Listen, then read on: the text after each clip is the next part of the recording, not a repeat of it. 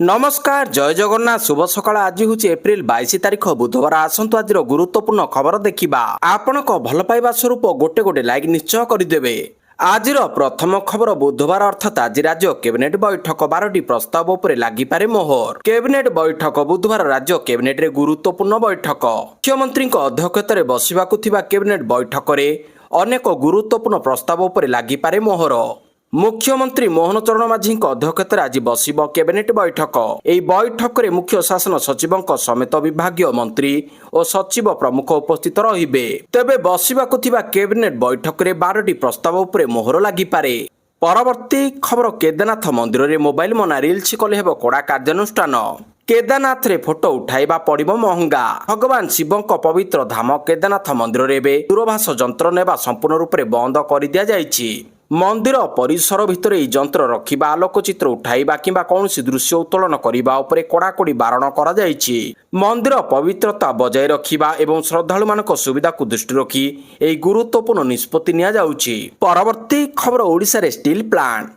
ढेंकानाल जिले में हेबाकु जाउछि वार्षिक 6 नियुत टन उत्पादन क्षमता युक्त एक नुआ समन्वित स्टील प्लांट। दक्षिण कोरियार पोस्को एवं भारतर जेएसडब्ल्यू स्टील मिलित भाव में यहाकु निर्माण करिवे। एथिपई उभय कंपनी मध्य सोमवार एक यौथ उद्योग बुझामणा स्वाक्षर होइछि। एही प्रकल्प जेएसडब्ल्यू स्टील पूर्ण मालिकाना युक्त सहायक company saffron resource private limited द्वारा कार्यकारी हेबो। वर्तमान पोस्को एवं जेएसडब्ल्यू मध्य अधा यौथ उद्योग पालटिब एही कंपनी। परवर्ती खबर जून 29 रे देवस्नान पूर्णिमा। आसंता जून 29 तारिख सोमवार देवस्नान पूर्णिमा। स्नान वेदी रे श्रीअंगरे 108 गरा जल लागी परे हाथीवेश उभा हेबे दारू ब्रह्म। एणु अक्षय तृतीय अनुकूल करा जाई हाथीवेश प्रस्तुति आरंभ होइछि। राघव दास और गोपाल तीर्थ मठरे पारंपरिक भाव में समस्त बेश सामग्री रखी पूजा अर्चना करा जाइछि। दयणामाली सेवक बसंत कुमार राणा तत्वावधान में शुद्धपूत भावे रही कारीगर माने बेश तैयारी आरंभ करिसंती। परवर्ती खबर कलबल करुछि खरा। मालकानगिरी और गजपति रे स्कूल छुट्टी। राज्य रे विभिन्न जिले में तापमात्रा बढ़ी चलीछि।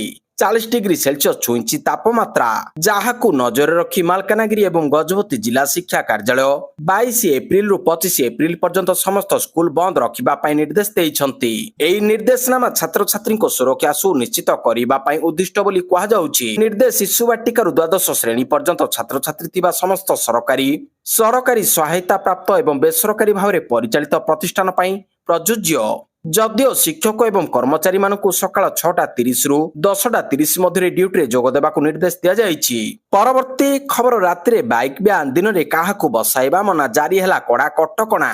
राति रे बाइक ब्यान। पश्चिम बंग रे मतदान जेते पाखै आसुछि कटकणा सेते कड़ा हेउछि। कारण पश्चिम बंग रे निर्वाचन सबबेले हिंसात्मक। एथर जेमिति से भली कोनसी परिस्थिति सृष्टि न हुए एथिपై निर्वाचन कमिशन पूरा कड़ा कटकणा लागू करछंती। एथिपై सारा राज्य रे 2 चकिया जान उपरे कटकणा लगा जाइछि। बाइक रे रैली ब्यान करिबा सह रातिर बाइक चलाइबा उपरे कटकणा लगा जाइछि एवं बाइक रे पछपटे काहाकु बसाइबा उपरे मध्ये कटकणा लगाइछंती निर्वाचन कमिशन। पश्चिम बंगर प्रथम पर्याय मतदान एप्रिल 23 तारिख रे हेबो।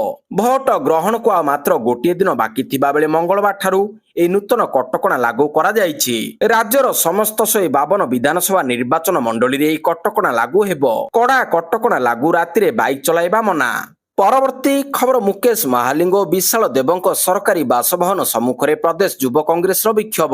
प्रदेश युव कांग्रेस पक्षरु सभापति श्री रंजित पात्र नेतृत्व में ओकाक टेंडर दुर्नीति संपृक्त आईटी मंत्री मुकेश महालिंग और आईटी प्रिंसिपाल सचिव विशाल देवों सरकारी बासभवन सम्मुख में प्रदेश युव कांग्रेस पक्षरु विक्षोभ करा जायतिला। कला तालिकाभुक्त ठक असाधु कंपनी को काम दिया जाई तांको ठारू कोटी कोटी लांच नेबा पाई मंत्री महालिंग और आईटी प्रिंसिपाल सचिव विशाल देव षड्यंत्र करिसंती। जेते सबु ठक कंपनी सेही माने विशाल देव और मंत्री महालिंगक सहित घनिष्ठ संपर्क रखी बेआईन भाव में ओकाक टेंडर जीति लाभवान हेउछंती। परवर्ती खबर 2036 सुधा समृद्ध ओडिशा गठन कहिले मुख्यमंत्री। माननीय राष्ट्रपति राउरकेला गस्त अवसर में आयोजित आदि पर्व 2026 तथा विभिन्न जनहितकारी प्रकल्पर लोकार्पण अवसर में माननीय मुख्यमंत्री अभिभाषण रखी कहिसंती जय जगन्नाथ। आज एक ऐतिहासिक दिन, आम समस्तंक पई अत्यंत गर्व आनंदर दिन। ଭାରତର ପ୍ରଥମ ନାଗରିକ ଆମ ମାଟିର ଗୌରବ ମାନ୍ୟବର ରାଷ୍ଟ୍ରପତି ଶ୍ରୀମତୀ ଦ୍ରୌପଦୀ ମୁର୍ମୁ ମହୋଦୟା ଆଜି ଇସ୍ପାତ ସହର ରାଉରକେଲାରେ ଆମ ଗହଣରେ ଉପସ୍ଥିତ ଅଛନ୍ତି। ଆଧୁନିକ ଶିଳ୍ପ ବିପ୍ଳବର ପ୍ରାଣକେନ୍ଦ୍ର ସାଜିଥିବା ଇସ୍ପାତ ନଗରୀ ପାଇଁ ଅନେକ ଗୁଡ଼ିଏ ବିକାଶମୂଳକ ପ୍ରକଳ୍ପ ମାନ୍ୟବର ରାଷ୍ଟ୍ରପତିଙ୍କ ଦ୍ୱାରା ଶୁଭାରମ୍ଭ ହେଉଛି। ଓଡ଼ିଶାର ମିନି ଇଣ୍ଡିଆ କୁହାଯାଉଥିବା ଏହି ରାଉରକେଲା ସହରକୁ ମୁଁ ମହାମହିମ ରାଷ୍ଟ୍ରପତି ମହୋଦୟାଙ୍କୁ ଓଡ଼ିଶାବାସୀଙ୍କ ତରଫରୁ ସ୍ୱାଗତ କରୁଛି। ପରବର୍ତ୍ତୀ ଖବର ଧାର୍ଯ୍ୟ ସମୟସୀମା ମଧ୍ୟରେ କାମ ନ ସାରିଲେ ଠିକାଦାରଙ୍କ କାର୍ଯ୍ୟାଦେଶ ରଦ୍ଦ କହିଲେ ରାଜସ୍ୱ ମନ୍ତ୍ରୀ। ବେଲପାହାଡ଼ ପୌରପାଳିକାର ବିଭିନ୍ନ ଉନ୍ନୟନମୂଳକ ପ୍ରକଳ୍ପ ସମ୍ପର୍କରେ ମାନ୍ୟବର ରାଜସ୍ୱ ବିପର୍ଯ୍ୟୟ ପରିଚାଳନା ମନ୍ତ୍ରୀ ଶ୍ରୀ ସୁରେଶ ପୂଜାରୀ ଲୋକସେବା ଭବନରେ ଏକ ଉଚ୍ଚସ୍ତରୀୟ ସମୀକ୍ଷା କରିଛନ୍ତି। 2024-25 ଆର୍ଥିକ ବର୍ଷରେ ଆରମ୍ଭ ହୋଇପାରିନଥିବା କାର୍ଯ୍ୟସବୁର ପୂର୍ବ କାର୍ଯ୍ୟାଦେଶ ବାତିଲ କରି ନୂଆ ଟେଣ୍ଡର ଆହ୍ୱାନ କରି 2026-27 ବର୍ଷର ବଜେଟରୁ ଅର୍ଥ ବ୍ୟୟ ବ୍ୟବସ୍ଥା କରି ଯଥାଶୀଘ୍ର କାର୍ଯ୍ୟ କରିବାକୁ ମାନ୍ୟବର ମନ୍ତ୍ରୀ ଶ୍ରୀ ପୂଜାରୀ ନିର୍ଦ୍ଦେଶ ଦେଇଛନ୍ତି।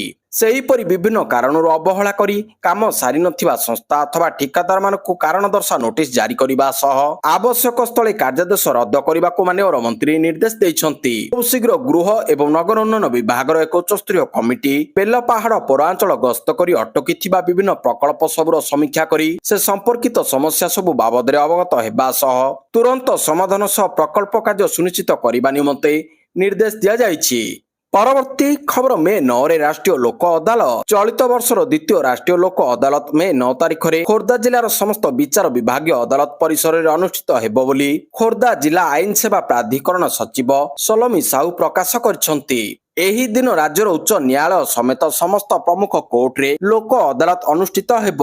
ଲୋକ ଅଦାଲତରେ ବିଭିନ୍ନ କିସମ ମାମଲାର ଆପୋଷ ବୁଝାମଣା ଜରିଆରେ ସମାଧାନ କରାଯିବ। ଲୋକ ଅଦାଲତର ଯଥେଷ୍ଟ ପୂର୍ବରୁ ବିଭାଗୀୟ ଅଦାଲତ କିମ୍ବା ଆଇନ ସେବା ବିଭାଗ ପାଖରେ ନିଜ ନିଜର ମାମଲା ଆଗତ କରାଇ ଏହାର ଫଇସଲା କରିବା ପାଇଁ ଯତ୍ନମାନ ହେବାକୁ ଆଇନ ସେବା ପ୍ରାଧିକରଣ ପକ୍ଷରୁ ଜନସାଧାରଣଙ୍କୁ ନିବେଦନ କରାଯାଇଛି।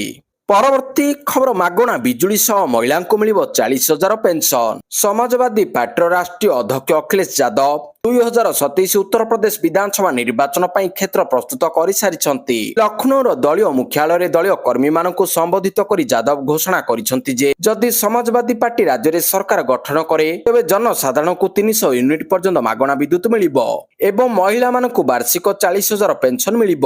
ଅଖିଳେଶ ଯାଦବ କେନ୍ଦ୍ର ଏବଂ ରାଜ୍ୟର ବିଜେପି ସରକାରଙ୍କ ଉପରେ ମୁଦ୍ରାସ୍ଫୀତି ଏବଂ ବିଦ୍ୟୁତ ବିଲ୍ ନେଇ କଠୋର ଆକ୍ରମଣ କରିଛନ୍ତି। ସେ କହିଛନ୍ତି ଯେ ମହଙ୍ଗା ବିଦ୍ୟୁତ ଏବଂ ଗ୍ୟାସ ସିଲିଣ୍ଡର ମୂଲ୍ୟ ବୃଦ୍ଧି ବିଜେପିକୁ ବିଦ୍ୟୁତ ସହିତ ସମ୍ପର୍କ ଛିନ୍ନ କରିବ। ସେ ଅଭିଯୋଗ କରିଛନ୍ତି ଯେ ସ୍ମାର୍ଟ ମିଟର ନାଁରେ ଗ୍ରାହକମାନଙ୍କୁ ଶୋଷଣ କରାଯାଉଛି। ମିଟର ଗୁଡ଼ିକୁ ଇଭିଏମ ସହିତ ତୁଳନା କରି ସେ କହିଛନ୍ତି ଯେ ଯେପରି ଇଭିଏମ ଗୁଡ଼ିକ ହେରଫେର ଶିକାର ହୋଇଥାଏ ସେହିପରି ମିଟର ଗୁଡ଼ିକ ମଧ୍ୟ ହେରଫେରର ଶିକାର ହୁଏ। ଜନସାଧାରଣଙ୍କୁ ବିପୁଳ ବିଦ୍ୟୁତ ବିଲ୍ ପଠାଇ ଏହା ଆଦାୟ କରାଯାଉଛି।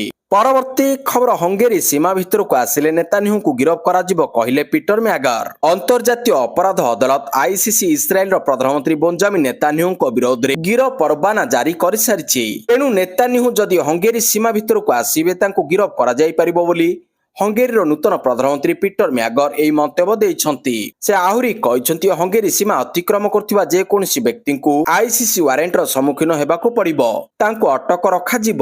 ହଙ୍ଗେରୀର ନୂଆ ପ୍ରଧାନମନ୍ତ୍ରୀ ପିଟର ମ୍ୟାଗର ନିକଟରେ ନିର୍ବାଚନ ଜିତିବା ପରେ 1956 ବିଦ୍ରୋହର 70ତମ ବାର୍ଷିକୀରେ ଅନେକ ଦେଶ ନେତାଙ୍କୁ ନିମନ୍ତ୍ରଣ କରିଥିଲେ ଏବଂ ସେହି ପଦକ୍ଷେପର ଏକ ଅଂଶ ଭାବରେ ନେତାନ୍ୟାହୁଙ୍କୁ ନିମନ୍ତ୍ରଣ କରାଯାଇଥିଲା। ପରବର୍ତ୍ତୀ ଖବର ପହଲଗାମ ଏବଂ ଉପତ୍ୟକାର ପର୍ଯ୍ୟଟନ ସ୍ଥଳ ଗୁଡ଼ିକରେ ପର୍ଯ୍ୟଟକଙ୍କ ସୁରକ୍ଷା ବୃଦ୍ଧି ପାଇଁ କ୍ୟୁଆର କୋଡ।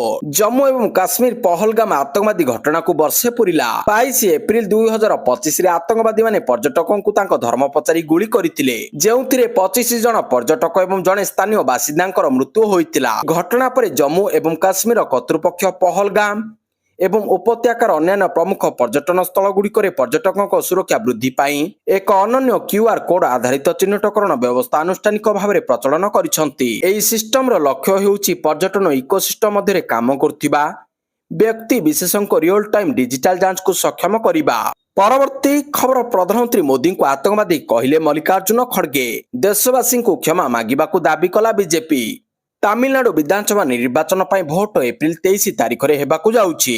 ନିର୍ବାଚନ ପାଇଁ ପ୍ରଚାର ମଙ୍ଗଳବାର ଶେଷ ହୋଇଛି। ଡିଏମକେ କଂଗ୍ରେସ ମେଣ୍ଟ ଏଆଇଡିଏମକେ ଏବଂ ବିଜେପି ମେଣ୍ଟ ବିରୋଧରେ ମୁହାଁମୁହିଁ ହେଉଛନ୍ତି। ସମସ୍ତ ରାଜନୈତିକ ଦଳ ନିର୍ବାଚନ ପ୍ରଚାରରେ ସେମାନଙ୍କର ପୂର୍ଣ୍ଣ ପ୍ରୟାସ କରିଛନ୍ତି। ଏହା ଭିତରେ କଂଗ୍ରେସ ରାଷ୍ଟ୍ରୀୟ ଅଧ୍ୟକ୍ଷ ମଲ୍ଲିକାର୍ଜୁନ ଖଡଗେ ପ୍ରଧାନମନ୍ତ୍ରୀ ନରେନ୍ଦ୍ର ମୋଦିଙ୍କ ସମ୍ପର୍କରେ ଏକ ବିବାଦୀୟ ବୟାନ ଦେଇଛନ୍ତି। ସେ ପ୍ରଧାନମନ୍ତ୍ରୀ ମୋଦିଙ୍କୁ ଆତଙ୍କବାଦୀ ବୋଲି କହିଛନ୍ତି। ତାଙ୍କର ଏହି ବୟାନ ଏବେ ବିବାଦ ସୃଷ୍ଟି କରିଛି।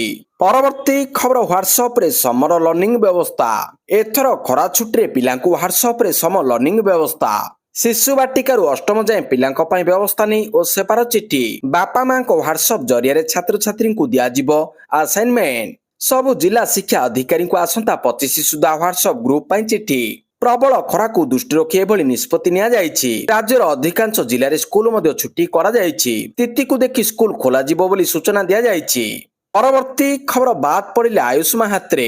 ଆଘାତ ହେବାରୁ ବାଦ ପଡ଼ିଲେ ଆୟୁଷ।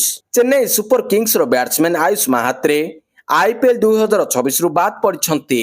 ଦଳ ନିଶ୍ଚିତ କରିଛି ଯେ 18 ବର୍ଷୀୟ ଏହି ବ୍ୟାଟ୍ସମ୍ୟାନ ହାମଷ୍ଟ୍ରିଂ ଆଘାତରେ ପୀଡ଼ିତ ଏବଂ ତାଙ୍କୁ 6ରୁ 12 ସପ୍ତାହ ପାଇଁ ବିଶ୍ରାମ କରିବାକୁ ପଡ଼ିବ। ସୂଚନା ଅନୁସାରେ 18 ଏପ୍ରିଲରେ ସନରାଇଜର୍ସ ହାଇଦ୍ରାବାଦ ବିପକ୍ଷରେ ବ୍ୟାଟିଂ କରୁଥିବା ସମୟରେ ଆୟୁଷ ଆଘାତ ପାଇଥିଲେ। ପରବର୍ତ୍ତୀ ଖବର ବିଭିନ୍ନ ମନ୍ଦିରକୁ ଧମକପୂର୍ଣ୍ଣ କଲ୍ ଓ ମେସେଜ ଦେବା ଘଟଣା ଧରାପଡ଼ିଲା ଅଭିଯୁକ୍ତ। ସୋସିଆଲ ମିଡିଆରେ ମନ୍ଦିର ଉଡ଼ାଇ ଦେବାକୁ ଧମକପୂର୍ଣ୍ଣ ମେସେଜ ଦେବା ପରେ ବନ୍ଧା ହେଲା ଅଭିଯୁକ୍ତ। ବିଭିନ୍ନ ମନ୍ଦିର ବରିଷ୍ଠ ବ୍ୟକ୍ତିବିଶେଷମାନଙ୍କୁ ଧମକପୂର୍ଣ୍ଣ ମେସେଜ ଦେବା ଅଭିଯୋଗରେ ପୋଲିସ ଜଣେ ଅଭିଯୁକ୍ତକୁ ଗିରଫ କରି କୋର୍ଟ ଚାଲାଣ କରିଛି। ଗିରଫ ଅଭିଯୁକ୍ତ ପୁରୀ ମଙ୍ଗଳାଘାଟ ଅଞ୍ଚଳର ପ୍ରତୀକ ମିଶ୍ର। ଏନେଇ ସାମ୍ବାଦିକ ସମ୍ମିଳନୀରେ ସୂଚନା ଦେଇଛନ୍ତି ପୁରୀ ଏସ୍ପି ପ୍ରତୀକ ସିଂ। ପୁରୀ ଏସ୍ପିଙ୍କ ସୂଚନା ଅନୁସାରେ ଗତ କିଛି ଦିନ ଧରି ବିଭିନ୍ନ ବ୍ୟକ୍ତିବିଶେଷ ଏବଂ ପୁରୀରେ ଥିବା ମନ୍ଦିରଗୁଡ଼ିକୁ ବିଭିନ୍ନ ନମ୍ବରରୁ ଧମକପୂର୍ଣ୍ଣ ମେସେଜ ଆସୁଥିଲା। ଏନେଇ ବିଭିନ୍ନ ଥାନାରେ ପୋଲିସ ନିଜ ଆଡୁ ମାମଲା ରୁଜୁ କରି ତଦନ୍ତ ଆରମ୍ଭ କରିଥିଲା। ତଦନ୍ତରୁ ପୋଲିସ ଅଭିଯୁକ୍ତ ପ୍ରତୀକ ମିଶ୍ରଙ୍କୁ ଅନୁଗୁଳରୁ ଗିରଫ କରିବାରେ ସଫଳ ହୋଇଥିଲା। ପରବର୍ତ୍ତୀ ଖବର ମିଳିଥିବା ଘର ଭଡ଼ାରେ ଲଗାଇଲେ ହେବ କାର୍ଯ୍ୟାନୁଷ୍ଠାନ, ମେୟରଙ୍କ ଚେତାବନୀ। ବସ୍ତି ବାସିନ୍ଦା ପାଇଥିବା ଘର ଯଦି ଭଡ଼ାରେ ଦେବେ ତାହେଲେ ତାଙ୍କ ଉପରେ ଦୃଢ଼ କାର୍ଯ୍ୟାନୁଷ୍ଠାନ, ଏଭଳି କଡ଼ା ଚେତାବନୀ ଦେଇଛନ୍ତି ମେୟର ସୁଲୋଚନା ଦାସ। ମଙ୍ଗଳବାର ବିଏମ୍ସି ପକ୍ଷରୁ ଶତାଧିକ ପରିବାରଙ୍କୁ ଲଟେରୀ ମାଧ୍ୟମରେ ଗୃହ ଆବଣ୍ଟନ କରାଯାଇଛି। ଏକାମ୍ର ଭିଲ୍ଲା ମା ଭଗବତୀ ବସ୍ତି, ସାଲିଆ ସାହି, ଭୋଇନଗର ଏବଂ ସରସ୍ୱତୀ ବସ୍ତିର ମୋଟ 138ଟି ପରିବାରଙ୍କୁ ଚନ୍ଦ୍ରଶେଖରପୁର ବୁଦ୍ଧ ବିହାର ଆଫୋର୍ଡେବୁଲ ହାଉସିଂ ପ୍ରକଳ୍ପ ଜରିଆରେ ଗୃହ ପ୍ରଦାନ କରାଯାଇଛି। ଭୁବନେଶ୍ୱର ମେୟରଙ୍କ ସମେତ ଡେପୁଟି ମେୟର, କମିଶନର, ଅତିରିକ୍ତ କମିଶନର, ଷ୍ଟାଣ୍ଡିଂ କମିଟି ଅଧ୍ୟକ୍ଷ ଏବଂ କର୍ପୋରେଟରମାନେ ହିତାଧିକାରୀଙ୍କୁ ଗୃହ ଆବଣ୍ଟନ କରିଛନ୍ତି। ପରବର୍ତ୍ତୀ ଖବର ଟ୍ରାନ୍ସଜେଣ୍ଡର କଲ୍ୟାଣ ବୋର୍ଡ ଗଠନ କଲେ ରାଜ୍ୟ ସରକାର। ରାଜ୍ୟ ସରକାର ଟ୍ରାନ୍ସଜେଣ୍ଡର କଲ୍ୟାଣ ବୋର୍ଡ ଗଠନ କରିଛନ୍ତି। ଏହି ବୋର୍ଡର ଅଧ୍ୟକ୍ଷ ରହିବେ ମୁଖ୍ୟ ଶାସନ ସଚିବ। ରାଜ୍ୟ ସାମାଜିକ ସଶକ୍ତିକରଣ ଭିନ୍ନକ୍ଷମ ବିଭାଗର ସଚିବ ଏହାର ଉପାଧ୍ୟକ୍ଷ ରହିବେ। ଏହି ବିଭାଗର ନିର୍ଦ୍ଦେଶକ ସଦସ୍ୟ ସଚିବ ରହିଛନ୍ତି। ସେହିପରି ବୋର୍ଡର ସଦସ୍ୟ ଭାବରେ ରାଜ୍ୟ ପୋଲିସ ମହାନିର୍ଦ୍ଦେଶକ ବିଭାଗର ଅତିରିକ୍ତ ସଚିବ ସଦସ୍ୟ ରହିବେ। ସେହିଭଳି ସ୍ୱାସ୍ଥ୍ୟ ଓ ପରିବାର କଲ୍ୟାଣ, ମହିଳା ଓ ଶିଶୁ ବିକାଶ ବିଭାଗ, ପଞ୍ଚାୟତରାଜ ଓ ପାନୀୟ ଜଳ ଗୃହ ନିର୍ମାଣ ଏବଂ ନଗର ଉନ୍ନୟନ, ଦକ୍ଷତା ବିକାଶ ଓ ବୈଷୟିକ ଶିକ୍ଷା, ଉଚ୍ଚଶିକ୍ଷା, ବିଦ୍ୟାଳୟ ଓ ଗଣଶିକ୍ଷା ବିଭାଗରୁ ସଦସ୍ୟ ଭାବରେ ରହିବେ। ପରବର୍ତ୍ତୀ ଖବର ବାଂଲାଦେଶରେ ଇଣ୍ଟରନେଟ ଠପ୍। ବାଂଲାଦେଶରେ ଯୁଦ୍ଧର ବଡ଼ ପ୍ରଭାବ। ଇରାନ ଓ ଆମେରିକା ଯୁଦ୍ଧ ପାଇଁ ଅନେକ ଦେଶରେ ତେଲ ସଙ୍କଟ ଦେଖିବାକୁ ମିଳିଛି। କାରଣ ସବୁଠୁ ଗୁରୁତ୍ୱପୂର୍ଣ୍ଣ ସାମୁଦ୍ରିକ ପଥ ଷ୍ଟ୍ରେଟ୍ ଅଫ୍ ହର୍ମୁଜ ବନ୍ଦ ସହିତ ଦୁଇ ଦେଶ ମଧ୍ୟରେ ଉତ୍ତେଜନା ଲାଗି ରହିଛି। ଟ୍ରମ୍ପଙ୍କ ଗୋଟିଏ ପରେ ଗୋଟିଏ ନୂଆ ଧମକ ଯୁଦ୍ଧ ବିରତି ସତ୍ତ୍ୱେ ଇରାନର ଜାହାଜକୁ ଅଟକ ରଖିବା ସ୍ଥିତିକୁ ଆହୁରି ଗମ୍ଭୀର କରୁଛି। ଏହାରି ଭିତରେ ଭାରତର ପଡ଼ୋଶୀ ଦେଶ ବାଂଲାଦେଶରେ ଇଣ୍ଟରନେଟ ଠପ୍ ହୋଇପାରେ ବୋଲି ଆକଳନ କରାଯାଉଛି। ପରବର୍ତ୍ତୀ ଖବର ରାଉରକେଲାକୁ ବଡ଼ ଭେଟି 158 କୋଟି ପ୍ରକଳ୍ପର ଉଦ୍ଘାଟନ କଲେ ରାଷ୍ଟ୍ରପତି। ରାଷ୍ଟ୍ରପତି ଦ୍ରୌପଦୀ ମୁର୍ମୁ ମଙ୍ଗଳବାର ଦିନ ଦିନିକିଆ ରାଉରକେଲା ଗସ୍ତ ସମୟରେ 158 କୋଟି ଟଙ୍କା ମୂଲ୍ୟର ପ୍ଲାନେଟୋରିୟମ ଏବଂ ବିଜ୍ଞାନ କେନ୍ଦ୍ର, ନିର୍ମଳ ମୁଣ୍ଡା ପରିବେଶ ପଥ, ଏକ ଆଦିବାସୀ ସଂଗ୍ରହାଳୟ ଏବଂ ଏକ ସମନ୍ୱିତ ନିର୍ଦ୍ଦେଶ ଏବଂ ନିୟନ୍ତ୍ରଣ କେନ୍ଦ୍ର ସମେତ ଅନେକ ପ୍ରକଳ୍ପର ଉଦ୍ଘାଟନ କରିଛନ୍ତି। ଏହାର ଲକ୍ଷ୍ୟ ହେଉଛି ଏହି ଅଞ୍ଚଳରେ ଶିକ୍ଷା, ସଂସ୍କୃତି, ଆଦିବାସୀ ଐତିହ୍ୟ ଏବଂ ସହରାଞ୍ଚଳ ଶାସନକୁ ବୃଦ୍ଧି କରିବା। ପରବର୍ତ୍ତୀ ଖବର ଭାରତକୁ ବଡ଼ ଝଟକା। 63 ଟଙ୍କାରୁ ଅଧିକ ମୂଲ୍ୟର ସାମଗ୍ରୀ ଉପରେ ସୀମା ଶୁଳ୍କ ଲାଗୁ କଲା ନେପାଳ। ଭାରତରୁ ନେପାଳକୁ କିଣାବିକା ପାଇଁ ଯାତ୍ରା କରୁଥିବା ଲୋକଙ୍କ ପାଇଁ ଏବଂ ସୀମାବର୍ତ୍ତୀ ଅଞ୍ଚଳର ବାସିନ୍ଦାଙ୍କ ପାଇଁ ଏକ ଚିନ୍ତାଜନକ ଖବର ଅଛି। ନେପାଳ ସରକାର ଭାରତରୁ ଆସୁଥିବା ସାମଗ୍ରୀ ଉପରେ କଷ୍ଟମ ଡ୍ୟୁଟି ନିୟମକୁ ଯଥେଷ୍ଟ କଠୋର କରିଛନ୍ତି। ଏବେ ଯଦି ଆପଣ 100 ନେପାଳୀ ଟଙ୍କାରୁ ଅଧିକ ମୂଲ୍ୟର ସାମଗ୍ରୀ ନେଇ ନେପାଳରେ ପ୍ରବେଶ କରନ୍ତି ତେବେ ଆପଣଙ୍କୁ ଏହା ଉପରେ ଟିକସ ଦେବାକୁ ପଡ଼ିବ। ଏହି ନିଷ୍ପତ୍ତି ବିରୋଧରେ ନେପାଳର ବୀରଗଞ୍ଜ ସହରରେ ବ୍ୟାପକ ବିରୋଧ ପ୍ରଦର୍ଶନ ହୋଇଛି। ବୀରଗଞ୍ଜ ଏବଂ ଭାରତ ସୀମାବର୍ତ୍ତୀ ଆଖପାଖ ଅଞ୍ଚଳରେ ଉତ୍ତେଜନା ପରିସ୍ଥିତି ଦେଖାଦେଇଛି।